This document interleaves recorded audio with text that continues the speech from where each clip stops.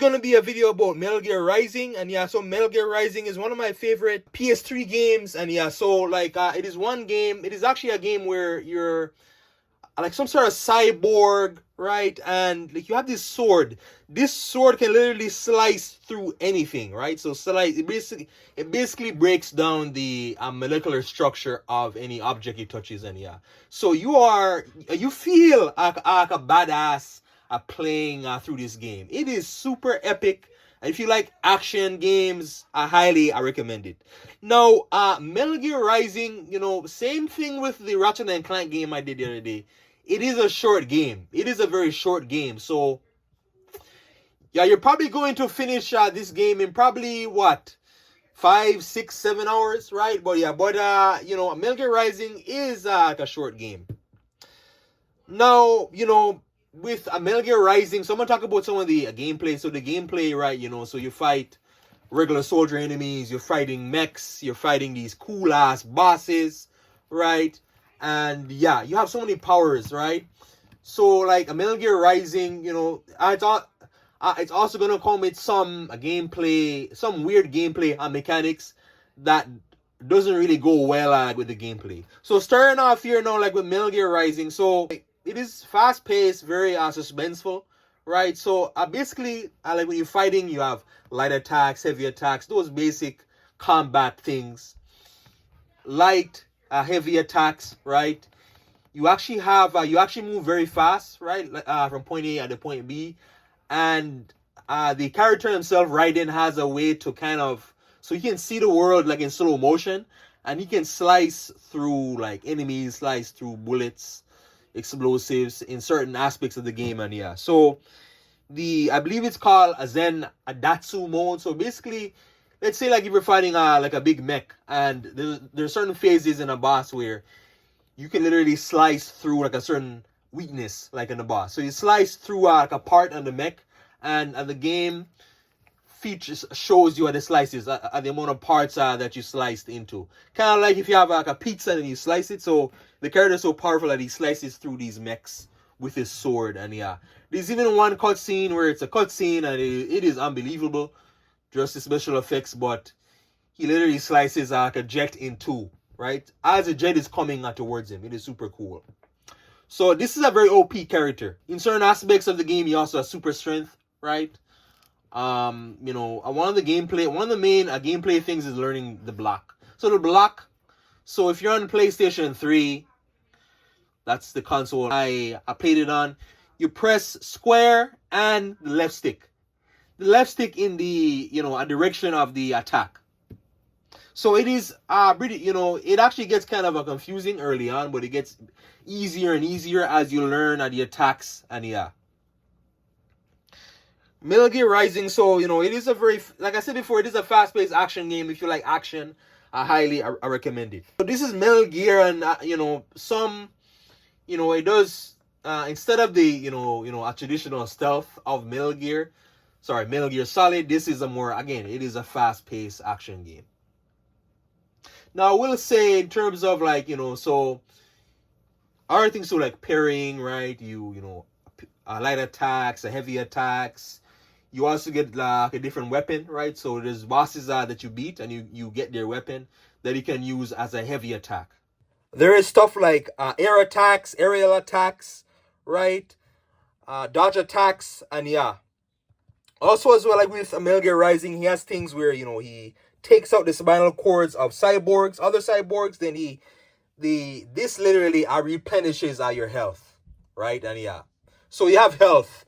You have, your main health bar and your fuel cell meter for the slow motion perception. And yeah, so you can upgrade these things, make them longer, and yeah. Now, I will say in terms of difficulty, in the game, you'll still die quickly if you don't learn the block. The main thing is to learn the block.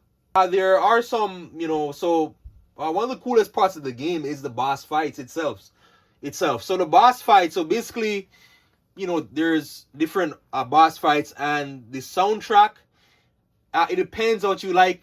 If you like heavy metal type music, you're gonna like this, the soundtracks. But the soundtracks does such a good job complementing on the bosses, right? And different phases of the boss, and yeah.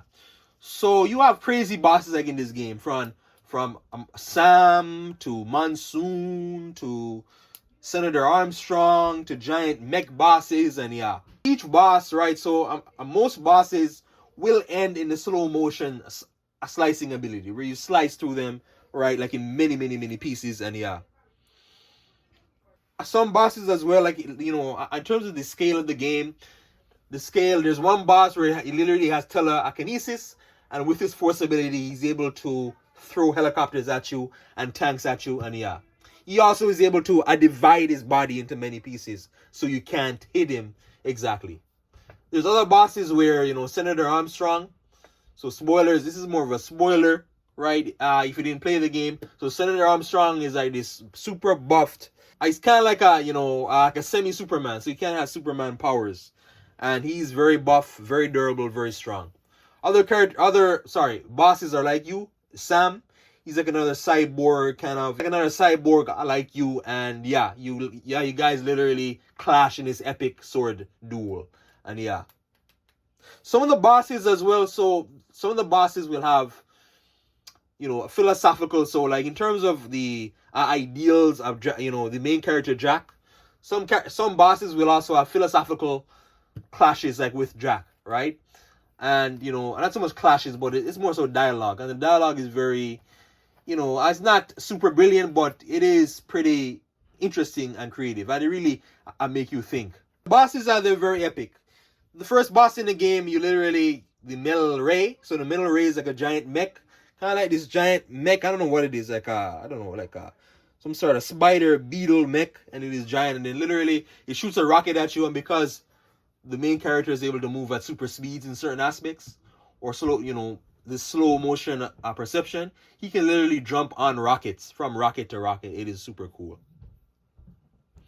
So like I said before, like this game is gonna have some cons, as with most games, but some problems, like there's an awkward standstill and throw a grenade, so it takes you out of the gameplay in that you stand still, you throw a grenade. So this is very weird.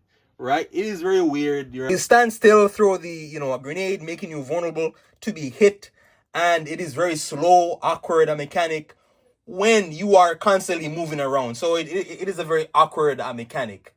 As well as the rocket launcher kind of missile, you know, controls. Hold a rocket launcher, you shoot it. And yeah, now, you know, these are very weird. Now, some enemies, like an EMP, a grenade that you use against them, the enemies are, because you're mostly fighting against a tech-based enemies, use EMPs against them. They literally, you know, kind of, you know, confuses them, and like it makes it easier for you to take them out. So it's gonna have that. So another con like in the game is that it is a short game. It is a short game in terms of the actual campaign.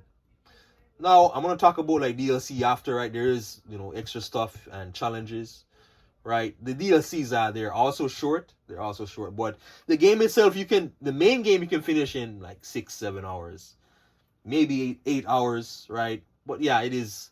I played through this game probably 5-6 times, right? So it is a very fun game. Like it is, I like the phrase short and sweet. Like, it is a short and sweet experience. But I wish it was longer. I wish they would have given me more. And yeah.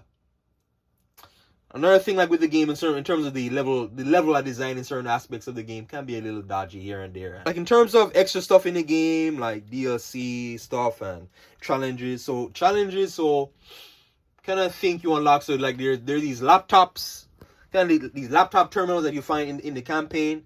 You activate them, you go up to them, activate them, then that gives you a challenge. That's kind of separate. So it's like an arena time trial thing where you kind of, you know, gather up, you know.